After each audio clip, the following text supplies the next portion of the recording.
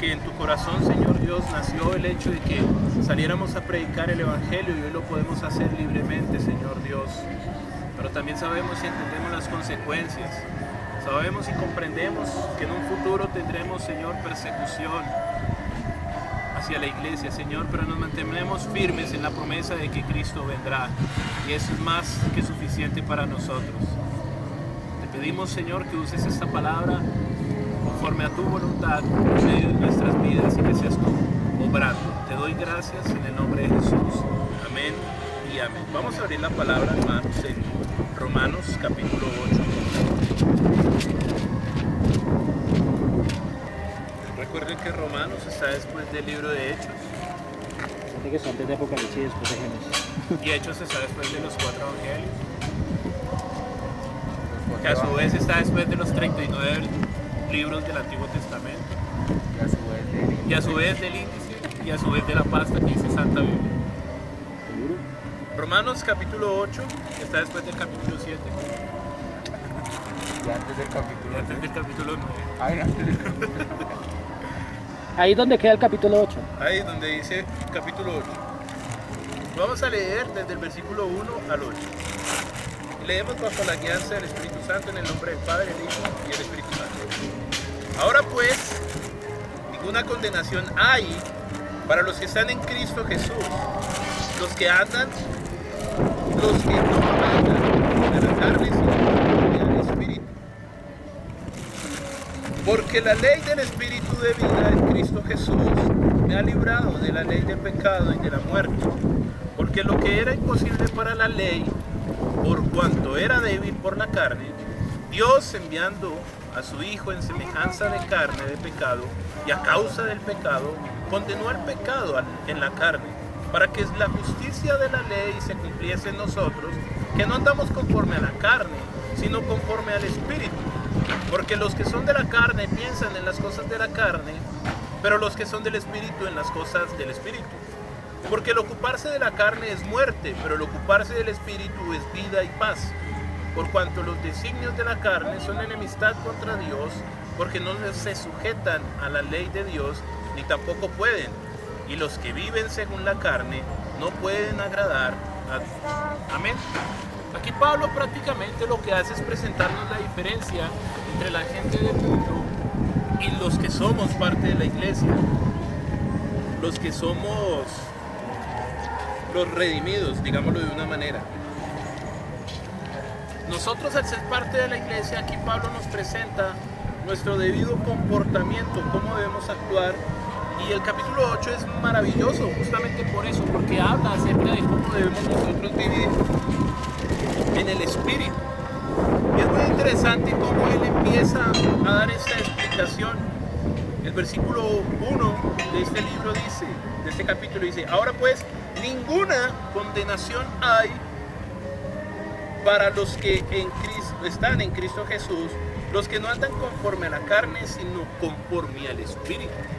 Es muy interesante que él hable acerca de que no hay condenación para los que están en Cristo. ¿Por qué? Hay que tener en cuenta todo el contexto que Pablo nos presenta en el libro de Romanos. Si usted se fija en el capítulo 5, está ahí más antecito, en el versículo 9, Pablo dice: pues mucho más, estando ya justificados en su sangre, por él seremos salvos de la ira. Pablo durante todo el libro de Romanos nos está hablando justamente de toda la obra maravillosa de Cristo. Y aquí nos presenta la gran diferencia. Entonces, cuando Pablo dice que no hay ninguna condenación para los que estamos en Cristo, se refiere justamente a la condenación venidera. Para los que estamos en Cristo somos salvos de la ira venidera, de la ira de Dios. Y a pesar de que por nuestro pecado tengamos una consecuencia, tal vez aquí física, somos libres de la condena del castigo eterno. Somos libres de esa condena que lastimosamente hoy en día el mundo tiene que vivir y que tiene que pasar. Es otra de las cosas por las cuales amar a Dios, amar a Cristo, por esa entrega y por habernos salvado de la ira de Dios.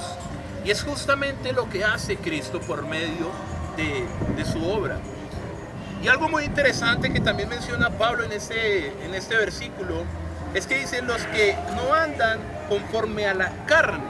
Para poder nosotros entender cómo obra la carne, tenemos que ir al libro de Gálatas. Si me pueden acompañar ahí, unos libros más adelante, al libro de Gálatas, al versículo 5, al capítulo 5, perdón, y versículo 19, y ahí vamos a encontrar justamente cómo es que obra la carne.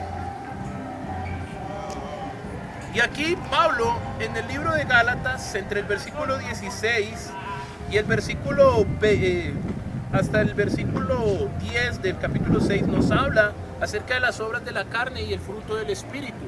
Y es también esa similitud que nos muestra, y podemos hacer la comparación con lo que nos dice el versículo 1 de Romanos, que lo estábamos leyendo.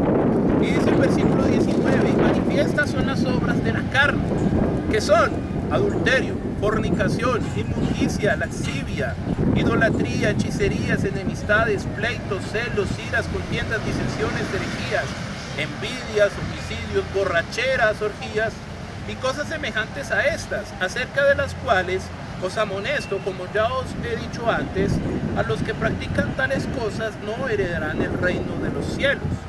Y es muy interesante analizar lo que Pablo dice acá. ¿Por qué? Porque Pablo menciona todas las obras que hace la carne y lo que nuestro deseo corporal y carnal quiere, que es justamente saciar todas estas necesidades. Pero hay algo muy curioso. Pablo, cuando menciona la parte de las orgías, lo conecta con una I, que es un conector, y dice y cosas semejantes a estas, haciendo alusión a ¿qué? A la perversión sexual.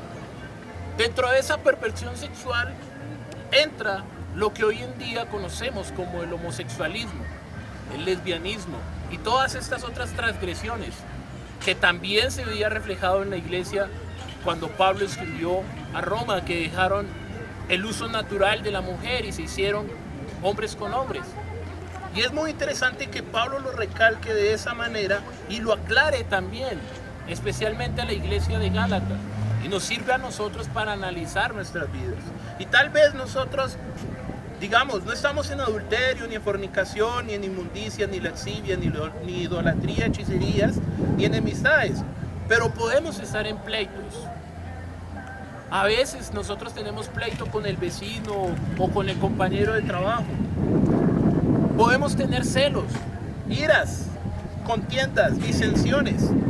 Ese tipo de cosas nosotros casi siempre caemos porque tenemos esa animosidad fuerte, ese carácter fuerte, y a veces cualquier cosa nos molesta y entonces ya estamos haciendo el reguero y a veces levantamos la voz. Pero entonces realmente ese es el carácter que hay que tener. Eso termina siendo una obra de la carne, ¿cierto? Y otra cosa muy curiosa de la que habla Pablo en Romanos, y que lo voy a leer, dice sino conforme al Espíritu. Y ahí, si usted me acompaña en Gálatas, continuamos, habla justamente del fruto del Espíritu. Aquí nosotros ya conocemos que realmente no son los frutos, sino que es el fruto y estas son sus virtudes. Dice el versículo 22 en Gálatas 5, mas el fruto del Espíritu es amor. Lo primero que empieza Pablo mostrando es que lo primero o la primera virtud del fruto del Espíritu Santo es amor. Y a veces es una de las carencias que nosotros tenemos. Por misericordia de Dios, nosotros estamos predicando acá y estamos llevando de ese amor que Él nos dio a la gente. Y esa es solamente una de las virtudes: amor, gozo, paz, paciencia. Esa es otra de las virtudes con la que nosotros fallamos, la paciencia. Cuando el hermano viene tarde y yo me impaciento, ¿cierto? Aquí Pablo le hizo falta poner esa puntualidad. Benignidad, bondad, fe, mansedumbre, templanza. Contra tales cosas no hay ley. Todas estas virtudes que usted ve ahí escritas no son virtudes que nosotros adquiramos o que son virtudes que nosotros desarrollemos. sino que son virtudes que el Espíritu Santo nos da a nosotros porque es el fruto. Y un árbol que no lleva fruto debe ser cortado. Jesús mismo lo dijo. Ahora, Pablo nos presenta en Romanos justamente eso, la diferencia entre los que son de la carne y los que son del Espíritu. Y esta es una de las predicaciones que en la iglesia no se toca. Casi siempre se omite el capítulo 8 de Romanos justamente por eso, o el capítulo 5 de Gálatas. ¿Por qué? Porque la mayoría de la gente que vive hoy en día en las iglesias, y lastimosamente, es que las iglesias se están volviendo un circo. Las iglesias se están volviendo un teatro. Y las iglesias se están llenando de motivos para decir querer agradarle al mundo. Cuando no debemos agradarle al mundo, sino que debemos agradarle a Dios. Versículo 2 de Romanos 8. Dice: porque la ley del Espíritu de vida en Cristo Jesús me ha librado de la ley del pecado y de la muerte. Y muchas veces nosotros, cuando yo estuve en la iglesia, en las cuatro paredes, digamos, era muy interesante que siempre nombraban leyes, y que la ley del diezmo, y que la ley de no sé qué, y que otra ley, pero nunca mencionaron estas leyes que Pablo sí pone, que es la ley del Espíritu, porque la ley del Espíritu de vida en Cristo Jesús me ha librado de la ley del pecado y de la muerte. Y es muy curioso que Pablo mencione eso y que lo vuelva a recalcar en el versículo 11. Si me acompaña ahí el versículo 11 de Romanos 8, dice: y si el Espíritu de aquel que levantó de los muertos a Jesús mora en vosotros, el que levantó de los muertos a Cristo Jesús vivificará también vuestros cuerpos mortales por su Espíritu que mora en vosotros. ¿A qué hace alusión aquí Pablo? A que si nosotros, prácticamente a que nosotros estábamos muertos, y que cuando el Espíritu Santo viene a nosotros empezamos a vivir de la misma manera en que Adán estaba muerto y Dios le dio aliento de vida y él vivió. Porque un muerto lo único que puede hacer es apestar. Pero nosotros, ahora que estamos vivos, por medio del Espíritu que resucitó a Cristo, y es muy importante eso, tener eso en claro, que es el Espíritu que levantó a Cristo, porque no es el Espíritu que tenemos en nosotros, que mismo Pablo ahí adelante también dice que el Espíritu que levantó a Cristo da testimonio en nuestro espíritu. Es muy diferente el Espíritu que nosotros tenemos al Espíritu que levantó a Cristo, que es el Espíritu Santo, que es el Espíritu que inspiró la Escritura y que siempre lo hemos visto desde el principio y hasta el fin. Y que, como vimos ayer en la fundación, no es una fuerza, sino que es un ser, es personal, es una persona, hace parte de la Trinidad. Y aunque muchas personas dicen, no, pero es que la Trinidad, la palabra Trinidad no está registrada en la Escritura, pero sí se ve claramente. En Corintios lo encontramos en Primera de Juan, lo encontramos en Juan 14 y en muchos otros textos. En el Antiguo Testamento también lo encontramos. Entonces ese Espíritu que da vida a Cristo es el Espíritu que nos da vida a nosotros.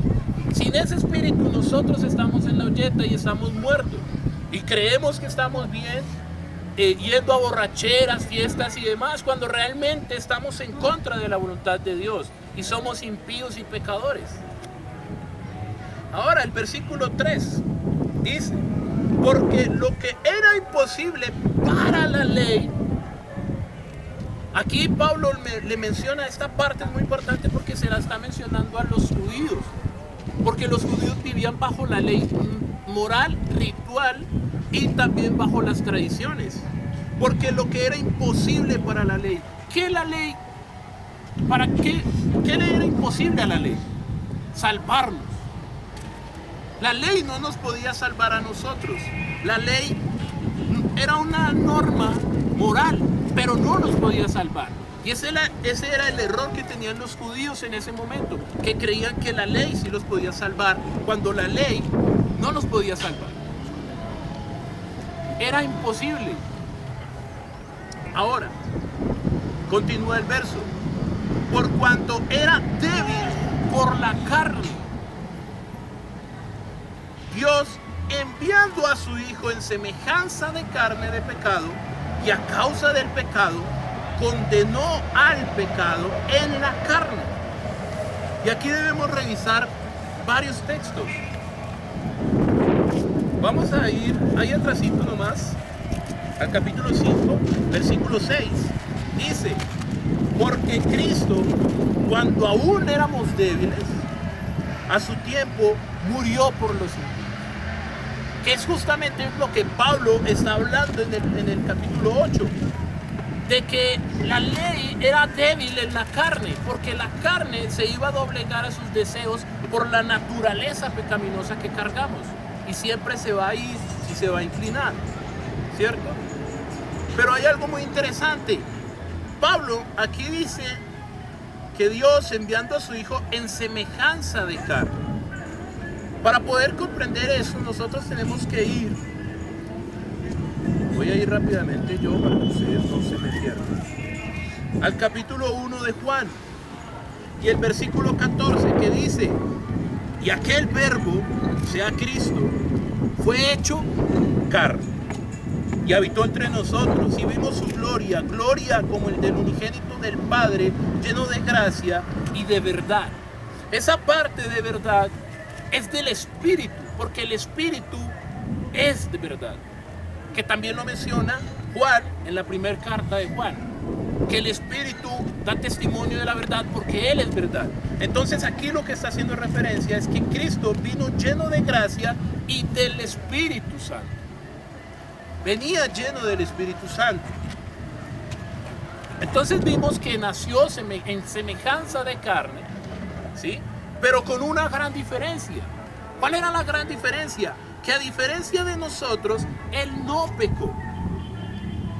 Hay mucha gente, y hoy en día lastimosamente se están desviando y diciendo que Cristo sí pecó, que Cristo se casó y demás, cuando realmente la palabra no lo afirma. Uno, y dos, pues no tiene sentido. Pero Cristo fue tentado en todo.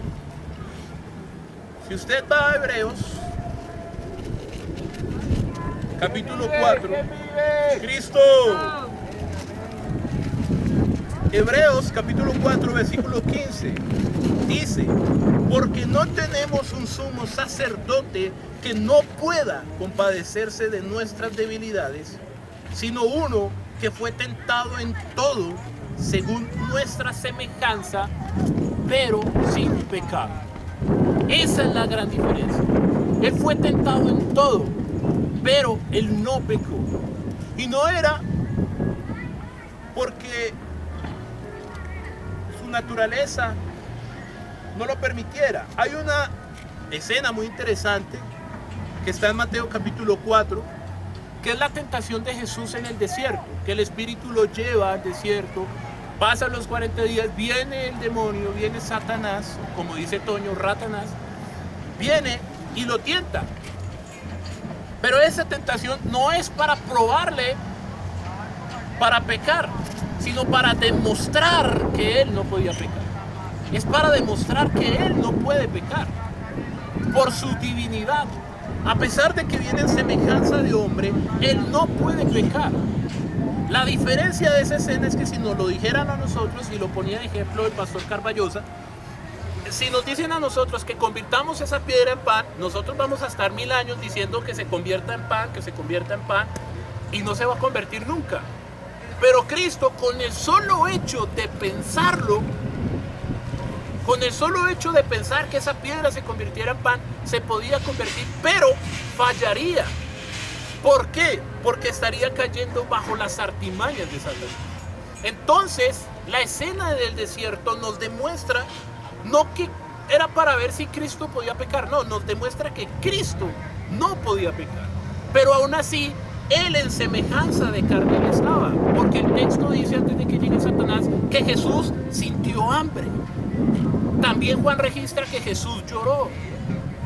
Cuando Jesús sacó a los vendedores del templo, pues lo más seguro es que estaba airado por eso, porque estaban cogiendo. Y por esa misma razón él dice, mi casa será llamada casa de oración. Justamente por eso. Entonces son cosas que demuestran que Jesús era semejante en carne, pero no tenía pecado. ¿Qué es de lo que nos está hablando Pablo? Dice, versículo 4,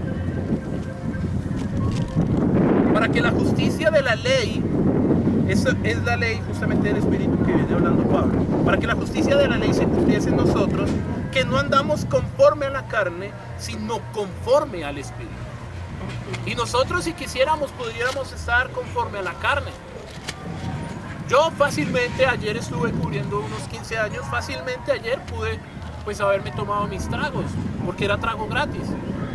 Pero hay una diferencia, y siempre se me venía ayer un texto que justamente lo puse aquí en la predicación, que es un texto maravilloso y que me encanta mucho, y que es un texto que nosotros deberíamos tenerlo siempre constante en nuestra cabeza, que es Gálatas capítulo 1, versículo 10, y lo voy a leer rápidamente si lo encuentro.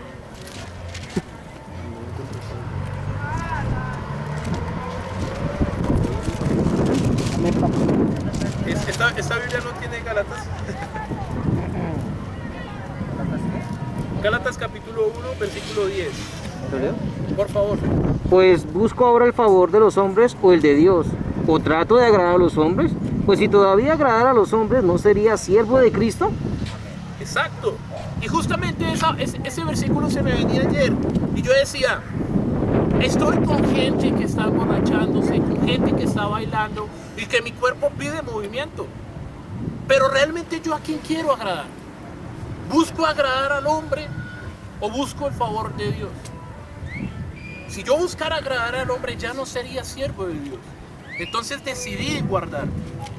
Pero es esa gran diferencia, que nosotros podemos, claro, si quisiéramos podríamos irnos, pecar y tomar y demás, pero realmente ¿a quién estaríamos agradando? ¿Realmente vale nosotros gastarnos todo lo que tenemos en fiestas y borracheras? ¿Vale la pena por un Dios, por un Cristo que se entregó por amor a nosotros? Yo creo que no lo vale y en mi cabeza nunca va a valer. Dice Romanos capítulo 8 versículo 5, continuemos. Porque los que son de la carne, me encanta este versículo, los que son de la carne piensan en las cosas de la carne, pero los que son del Espíritu en las cosas del Espíritu. Aquí voy a poner un ejemplo muy fácil, muy sencillo, que es el matrimonio. Los que son de la carne, ¿qué piensan? Llega la quincena y se la gastan rápidamente en trago y demás. Pero los que son del Espíritu comprenden y entienden que el casado debe agradar a su esposa. Entonces, ¿qué hace? Pues guarda, lleva el alimento a la casa, suple las necesidades de su familia y lo que sobra se lo gasta en comida, porque el cristiano lo que le sobra se lo come. En eso no falla. No tomamos, pero sí comemos. Entonces, los que son de la carne buscan la... Ahora, el soltero. ¿Qué debe hacer el soltero? Encargarse de las cosas de Dios. Eso es lo que dice Pablo como consejo. Que el soltero se encargue de las cosas de Dios, se encargue de agradar al Señor. Por eso yo estoy soltero. Prefiero agradar al Señor que agradarle al hombre o a la mujer. Pero esa es la diferencia. Pablo nos muestra la diferencia entre el que es del mundo y el que es de la iglesia. Y es muy, muy interesante eso. ¿Cierto? Porque los que son de la carne piensan en las cosas de la carne. Ahora, hay una gran diferencia, porque claro, los que son de la carne son unos pecadores, pero los que son del Espíritu también somos pecadores. La diferencia es que somos salvos. Y hay otra gran diferencia que nos la registra Juan. Ya lo estoy buscando. Ay, que no se deleitan en el pecado. Espérenme tantito, no se me adelante la prédica, hermano. Dice 1 Juan capítulo 5 versículo 18. Sabemos que todo aquel que ha nacido de Dios no practica el pecado, pues aquel que fue engendrado por Dios le guarda y el maligno no le toca. Esa es la gran diferencia. Claro, somos pecadores y en algún momento nos dan a nosotros, en el bus no nos dan 100 sino 200 pesos y el pasaje vale 1850 y uno pues se guarda los 200. Nos dieron de más. Caímos porque pues es deshonesto, porque el pasaje vale 1850. Es un ejemplo. Pero en cuántas otras cosas nosotros no caemos, no fallamos, no pecamos. La diferencia está en que el que es del Espíritu va a buscar agradar a Dios. O sea que si cae, no es que corra, sino que se arrodilla a pedir perdón. Porque el ejemplo es que el que peca corre buscando a Dios. No, siendo conscientes y sabiendo que Dios está en todo lado, no debemos correr, sino arrodillarnos y decirle al Señor que nos ayude para mejorar, para ser mejores. Pero el que es de la carne peca y sigue pecando. Y tiene el dicho de que el que peca y reza empata. Pero pues ¿de qué le sirve empatar? Si el empate de igual forma lo condena. Entonces, esa es la diferencia. Y justamente Juan lo deja muy en claro. Todo aquel que ha nacido de Dios no practica el pecado. O sea, puede pecar, claro, porque somos humanos y vamos a caer. Por más 50, 60 años que uno lleve en el Evangelio, va a caer. Una mentirilla, cualquier cosita se interpone. Una mujer en minifalda o demás. Peca, porque la naturaleza pecaminosa siempre está. La diferencia está en que ya no practicamos el pecado, ya no es constante, ya no lo hacemos por deseo, ya no lo hacemos por convicción, ni porque queramos. Esa es la diferencia. Continuemos en Romanos, versículos 6, 7 y 8. Porque el ocuparse de la carne es muerte, pero el ocuparse del Espíritu es vida y paz. Por cuanto los designios de la carne son enemistad contra Dios, porque no se sujetan a la ley de Dios, ni tampoco pueden. Y los que viven según la carne no pueden agradar a Dios. Y esta es una palabra muy dura, porque a la gente no le gusta que les digan que son pecadores. Y a la gente no le gusta que los condenen, pero lastimosamente la palabra es clara. Y aún más claro lo deja Santiago en capítulo 4, versículo 4. Y lo leíamos ayer y dice: oh almas adúlteras, ¿no sabéis que la amistad del mundo es enemistad contra Dios? Cualquiera pues que quiera ser amigo del mundo se constituye enemigo de Dios. La pregunta viene siendo hoy en día, y es lastimoso ver iglesias que quieren afiliarse al mundo y que venden el evangelio por querer agradar al mundo. Esas iglesias, esos predicadores se están aliando al mundo, lo que quiere decir que ya no son amigos de Dios sino enemigos. Y Santiago lo deja en claro. Entonces ya no buscan agradar a Dios sino buscan agradar al hombre, y por eso sus predicaciones son tan endebles, tan fáciles, no tienen el peso de la palabra, lastimosamente. Entonces Pablo nos deja en claro eso, que hay una gran diferencia entre los que son del mundo y los que son del Espíritu. El cristiano, dicen por ahí, el salvo. ¿Por qué la salvación no se pierde? Porque el salvo se comporta como salvo. Yo nunca he visto un salvo que se comporte como un muerto, como un pecador. Nunca he visto un vivo que apeste como un muerto. Entonces, esa es la gran diferencia. Por esa misma razón, ¿y por qué traje esta palabra? Porque nosotros como iglesia, y que ahora estamos predicando en la calle, porque es muy bonito, uno se puede encerrar y uno decir: ah, pues nos metemos 4 paredes, transmitimos, predicamos, chévere, la gente nos ve a través de la pantalla y podemos aparentar. Pero aquí es más complicado, porque aquí la gente nos ve, nos reconoce. Y la gente va a estar mirando. Y la gente nos ve en una esquina tomando. ¿Y qué van a decir? Ay, ese es el que se para allá en el parque a predicar. Entonces la gente nos va a tener más en mira. Por esa misma razón es necesario tener en cuenta la gran diferencia entre nosotros y la gente del mundo. Entre el cristiano que vive en el Espíritu y el que vive en la carne. Para terminar, versículos 14 al 16 de Romanos 8. Porque todos los que son guiados por el Espíritu de Dios, estos son hijos de Dios. Pues no habéis recibido un espíritu de esclavitud para estar otra vez en temor, sino que habéis recibido el espíritu de adopción, por el cual clamamos, Abba, Padre. El Espíritu mismo da testimonio a nuestro espíritu de que somos hijos de Dios. Y Pablo, en ese versículo, básicamente resume que nosotros somos guiados por el Espíritu Santo en nuestro accionar. Y que los hijos de Dios se comportan como hijos de Dios. La mayoría de veces que vemos un niño, el niño se comporta como papá, como mamá, camina como mamá o como papá y sigue ese ejemplo. El hijo sigue el ejemplo del papá y el comportamiento. ¿Cuánto más nosotros que tenemos al mejor padre? Debemos comportarnos como él. Y como iglesia, y estamos aquí afuera, que la gente nos ve, la gente pasa y mira y se queda y escucha. Aún más debemos comportarnos. Porque es muy fácil uno ser cristiano cuando está encerrado en la iglesia con otros que dicen ser cristianos. Pero acá afuera, donde la gente del mundo nos ve, es diferente. Porque la gente lo conoce a uno. Y el comportamiento de nosotros ahora tiene que ser aún más marcado. Claro, con amor, pero mucho más marcado, más radical. Esa es la gran diferencia.